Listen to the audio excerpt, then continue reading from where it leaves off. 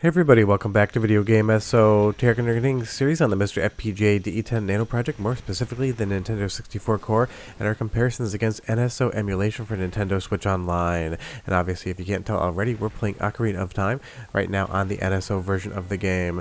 And while this is absolutely a classic game, I would say that this is probably the quote-unquote worst comparison between the FPGA core or real hardware, and some of the reasons would not be what you would think. Before we get too far involved though, do me a huge favor, go down below, hit like and subscribe, and ring that notification bell, definitely helps us out. And if you feel so inclined and want to support the channel, I got a Patreon link down below as well.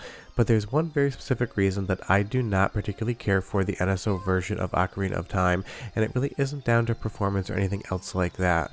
When this game came out, it was absolutely mind-blowing, and it created an entire 3D universe for the Legend of Zelda to inhabit. The problem here is that with all of the internal rendering resolution upscaling and all of the enhancements, it actually basically shows you all of the seams, for lack of a better term, in the world. All of the little visual tricks and hardware tricks they used on Nintendo 64 to create a cohesive world break down when you actually get the graphics looking better.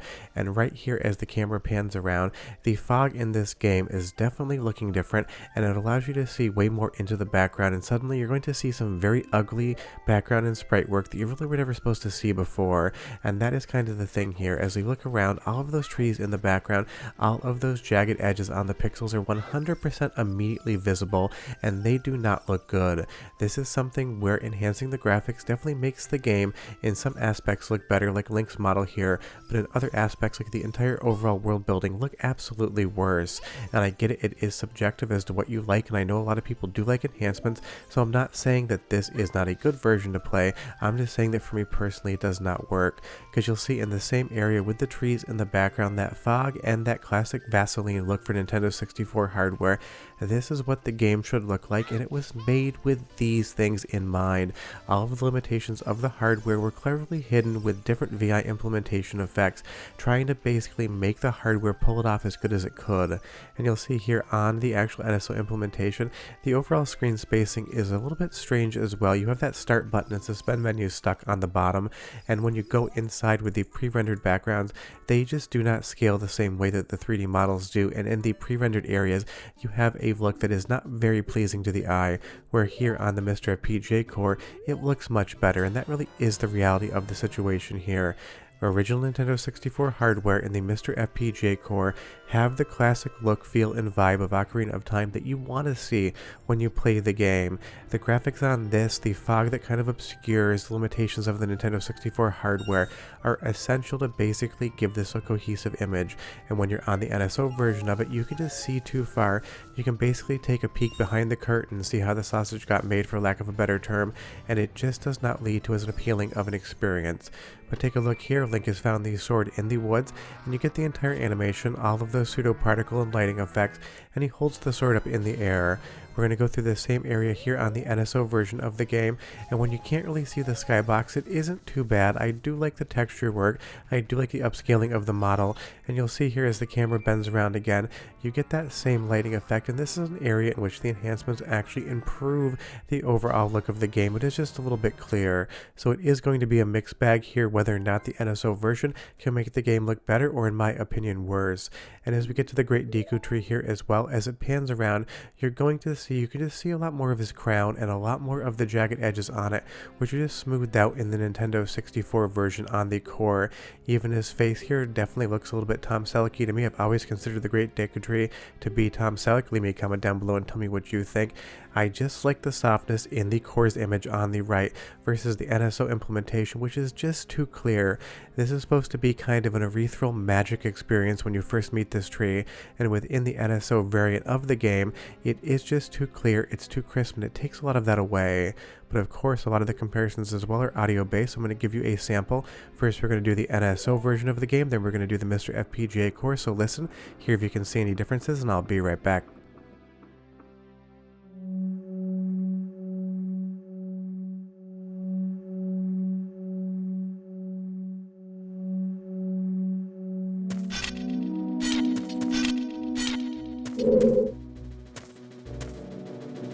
Hey!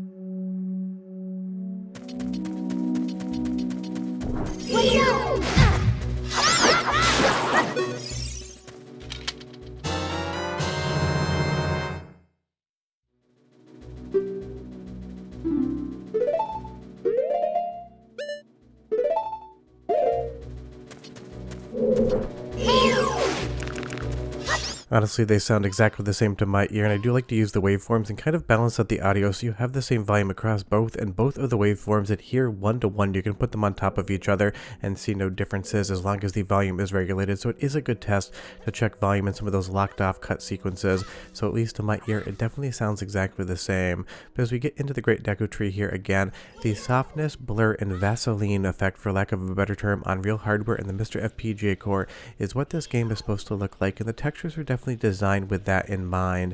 Every single thing you're seeing on this screen, the lighting models and everything else, just has that classic Nintendo 64 look that people definitely gravitate towards and have that nostalgia for. We're going to go to the same sequence here on the NSO version of the game and take a look at that.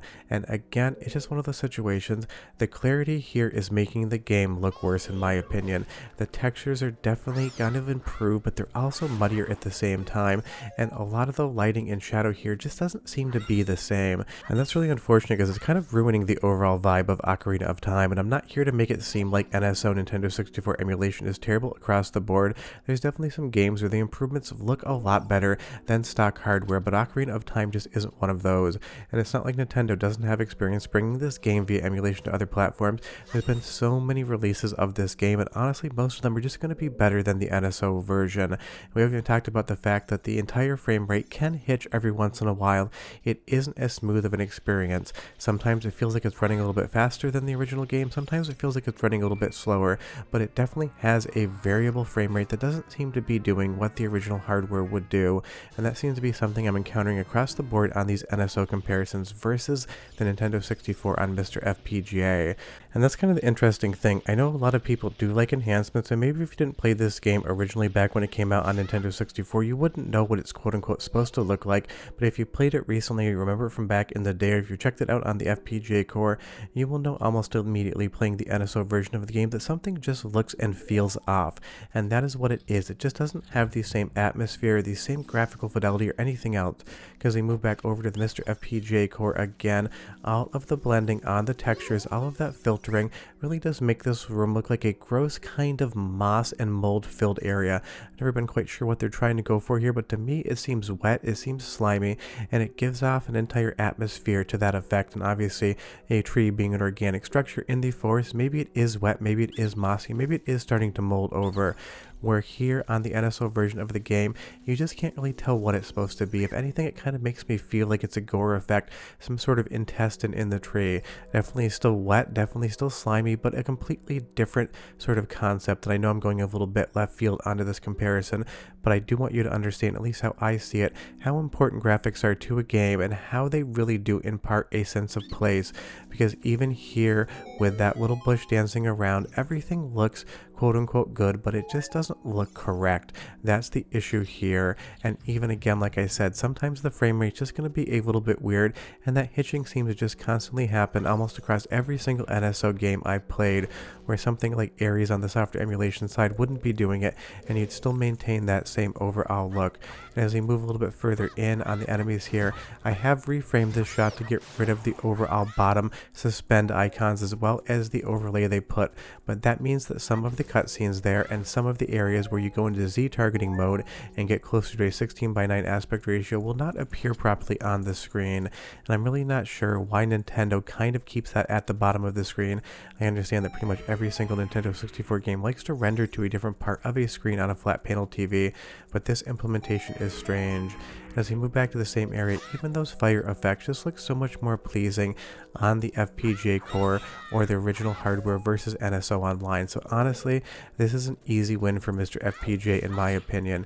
The Ocarina of Time needs the VI implementations intact, it needs that original resolution internally, it needs all of the proper blending on the textures to really give the world a living, breathing environment for you to inhabit and play through.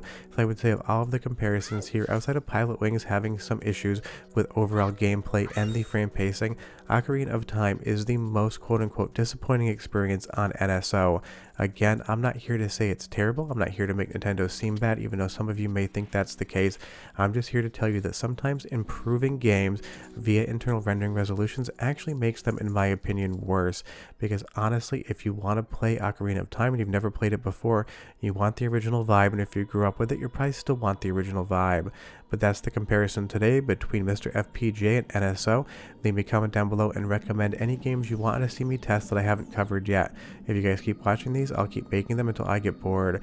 But short of that, we're done. Go play Ocarina of Time. Just pick MiSTer FPGA original hardware and you're going to have a better experience. But I'll see you guys next time. Bye bye.